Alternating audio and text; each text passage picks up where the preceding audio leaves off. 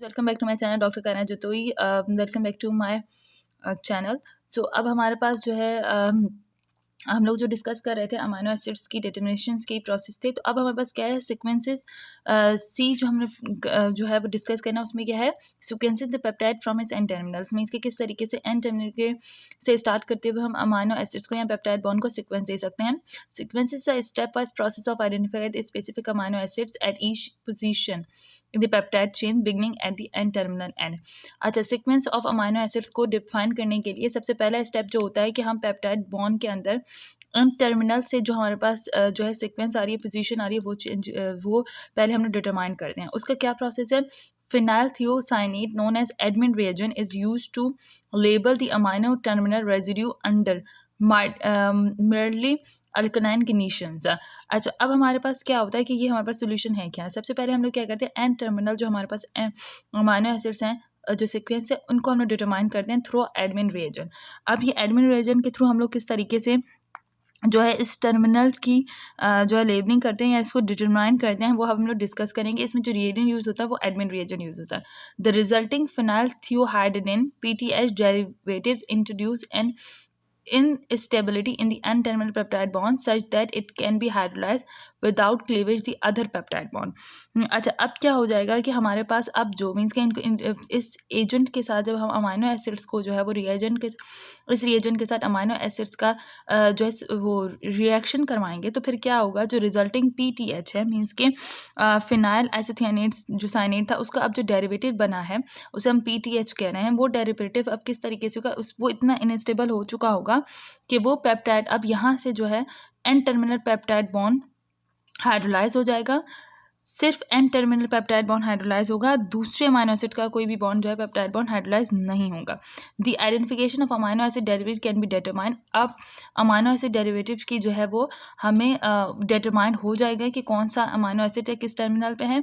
Admin reagent can be applied repeatedly to a shorted peptide obtain each previous cycle. उस वक्त तक admin reagent को जो है यूज़ किया जाता है तब तक जब तक कि हमें सिर्फ एक शॉर्टन पेप्टाइड की जो है लिंकेज ना मिल जाए। Automatic sequence are now use. अब जो है वो ऑटोमेटिक सीक्वेंस जो है वो यूज़ की जाती है। सो ये हमारे पास पूरा कह सकते हैं एडमिन रिएक्शन का रिएक्शन है। क्या हुआ, ये एन टर्मिनल एलाइन था हमारे पास मीन्स के पेप्टाइड बॉन्ड था, ठीक है। ये हमारे पास दूसरा पेप्टाइड बॉन्ड है, ये तो कार्बोक्साइल हमारे पास जो अटैचमेंट है वो है, ठीक है। ये एन टर्मिनल है। अब ये पूरा हमारे पास क्या पेप्टाइड बॉन्ड बना है, फिनाइल थियोसाइनेट के साथ इसका रिएक्शन करवाया। अब इसका रिएक्शन करवाने के बाद ये बॉन्ड जो है हमारे पास ये बहुत ही ज़्यादा वीकर हो जाएगा मीन्स कि ये हमारे पास बॉन्ड जो है हमारे पास ये बॉन्ड हमारे पास वीकर हो जाएगा। Release of amino acid derivative by the acid hydrolysation. अब जो है रिलीज़ हो जाएगा हमारे पास, ये हमारे पास देखो एन टर्मिनल। अब हमारे पास क्या जो है वो रिलीज़ क्या हो जाएगा, जो amino acid derivatives bye acid amino acid के जो डेरिवेटिव्स थे हमारे पास वो हमारे पास क्या हो जाएंगे, रिलीज़ हो जाएंगे। सो इस तरीके से हम लोग एक शॉर्ट पॉलीपेप्टाइड चेन तक जो है इस तरीके से एन टर्मिनल्स को रिलीज़ करवाते जाते हैं। यहाँ देखो एन टर्मिनल रिलीज़ हो गया। सो ये प्रोसेस आपसे कोई नहीं पूछता, ये सिर्फ आप लोगों को इतना याद होना चाहिए कि कौन सा रिएजेंट यूज़ होता है जब हम लोग पेप्टाइड जो हम लोग सीक्वेंसेस कर रहे होते हैं पेप्टाइड बॉन्ड के एन टर्मिनल एंड के, तो उस वक्त हमारे पास कौन सा जो हमारे पास जो है अमीनो एसिड्स वहाँ से कौन कौन से डेरिवेटिव्स हैं जो हमारे पास यूज़ हो रहे होते हैं। मीन्स कि हमारे पास एडमिन रिएजेंट यूज़ होता है इस पूरी प्रोसेस में।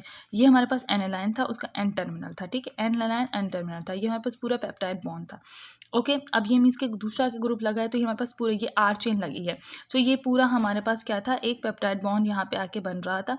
अब क्या हो गया, जब हमने इस रिएजेंट को इसके साथ हम लोगों ने रिएक्ट करवाया तो हमारे पास क्या हुआ कि ये एन टर्मिनल का जो हमारे पास अमाइन ग्रुप था वो तो पेप्टाइड बॉन्ड के साथ जाके एक शॉर्टर पेप्टाइड बॉन्ड बना दिया। बाकी जो रेजिड्यू था, बाकी यहाँ से हमारे पास कौन बचा, फिनाइल बचा और बाकी एनालाइन के रेजिड्यू बचे। तो ये यहाँ पे आके अलग से फिनाइल एनालाइन हमारे पास अटैच्ड हो गया। तो ये हम लोग एक शॉर्टर पॉलीपेप्टाइड चेन जो है वो बना दी हमने। इस तरीके से हमें पता चलेगा कि कौन सा हमारे पास जो है वो अमीनो एसिड यहाँ पे यूज़ हुआ है। सो इसकी सीक्वेंसेस में सिर्फ यूज़ किया जाता है। बस यहाँ पे हमें रिएजेंट के बारे में बताओ कि कौन सा रिएजेंट जो है हमारे पास यूज़ होता है जो कि पेप्टाइड बॉन्ड की सीक्वेंसेस में फ्रॉम द एन टर्मिनल। तो इसके बारे में पता नहीं, कोई आपसे कुछ नहीं पूछता, सिर्फ ये एक प्रोसेसेस हैं जो यहाँ पे बुक में डिस्क्राइब किए गए हैं जिसके बारे में आपको हाउ होना चाहिए। देन हमारे पास है D, claiming the polypeptide into smaller fragment.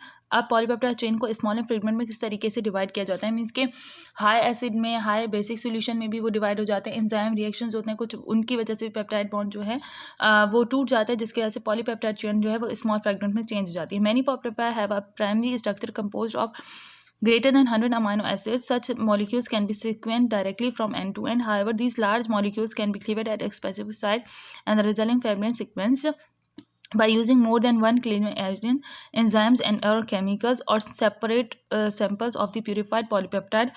Overlapping fragments can be generated that permit the proper ordering the sequence fragment, thereby providing a complete amino acid sequence of large polypeptide. अच्छा, क्या होता है कि हमारे पास जो है अमाइनो एसिड्स 20 अमाइनो एसिड्स मिलके हमारे पास एक प्रोटीन बनाते हैं, ठीक है।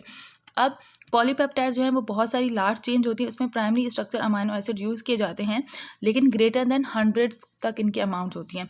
अब इन पॉलीपेप्टाइड चेन को हम लोग किस तरीके से डिवाइड कर सकते हैं, तो ये पॉलीपेप्टाइड चेन जो है, इनके पॉलीपेप्टाइड के अंदर जो पेप्टाइड बॉन्ड्स हैं वो बहुत सारे प्रोसेसेस के थ्रू जो है क्लीवेज हो सकती है उनकी।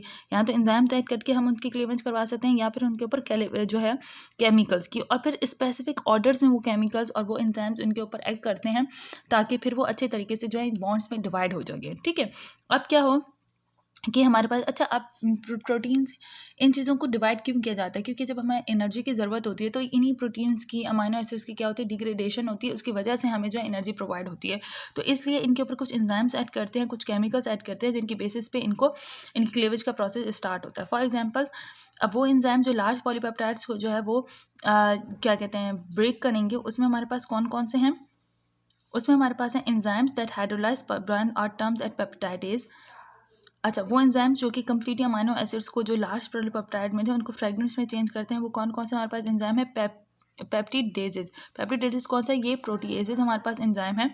इसमें क्या है, exopeptidase cut at the ends of proteins. Exopeptidase जो होता है वो एंड्स ऑफ प्रोटीन्स को कट करता है and are divided into amino peptidase and carboxyl peptidase, और उसको दो चीज़ों में डिवाइड कर देता है, या तो अमाइनो पेप्टाइडेज में, और अमाइन ग्रुप वाले को अमाइनो पेप्टाइडेज में, और कार्बोक्स वाले साइड को carboxy peptidase. Carboxy peptidase are use in determine the C terminal amino acid, और कार्बोक्सी पेप्टाइडेज एंजाइम यूज क्यों होता है, सी टर्मिनल अमाइनो एसिड को डिटरमाइन करने के लिए।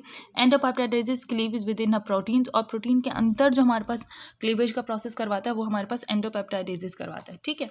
मीन्स के हमारे पास एक पूरी चेन होती है, तो उसको किस तरीके से एंड टर्मिनल को जो है वो कौन डिवाइड करवाता है, हमारे पास कौन एक्ट करेगा एंड टर्मिनल पे, अमाइनो पेप्टाइडेज, ठीक है, और सी टर्मिनल पे कार्बोक्सी पेप्टाइडेज, और उनको डिवाइड कर देगा उन प्रोटीन स्ट्रक्चर्स। और प्रोटीन्स के अंदर जो हमारे पास सीक्वेंस होती है उसको डिवाइड करने के लिए एंडोपेप्टाइडेज जो है वो यूज़ किया जाता है। तो अब ये क्लेवेज पॉलीपेप्टाइड की जो क्लेवेज फ्रेगमेंट्स किस तरीके से होती है, सो वो भी आप लोगों को पता हो गई होगी, ठीक है।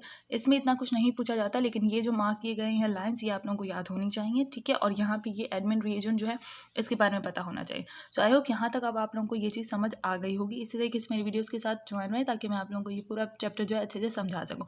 सो गाइस, आई होप ये लेक्चर आप लोगों को अब समझ आ गया होगा। नेक्स्ट वीडियो में फिर हम लोग फर्दर जो है उसको इस स्ट्रक्चर्स को जो है वो डिस्कस करते हैं। टिल दैट, अल्लाह हाफिज़।